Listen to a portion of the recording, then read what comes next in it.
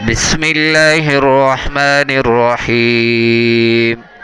إنا أوحينا إليك كما أوحينا إلى نوح والنبيين من بعده، وأوحينا إلى إبراهيم وإسماعيل وإسحاق ويعقوب والأسباط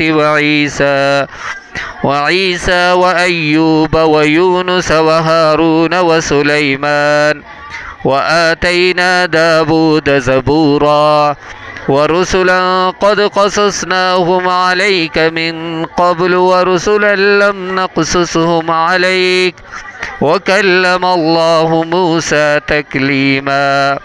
رسلا مبشرين ومنذرين لئلا يكون للناس على الله حجة بعد الرسل، وكان الله عزيزا حكيما.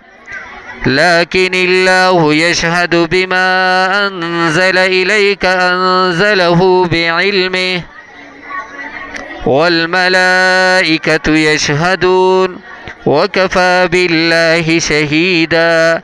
إن الذين كفروا وصدوا عن سبيل الله قد ضلوا ضلالا بعيدا.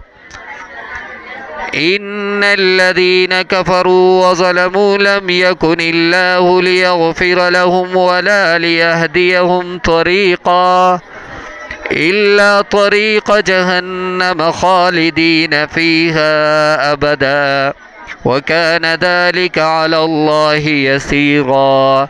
يا أيها الناس قد جاءكم الرسول بالحق من ربكم فآمنوا خيرا لكم، وإن تكفروا فإن لله ما في السماوات والأرض، وكان الله عليما حكيما.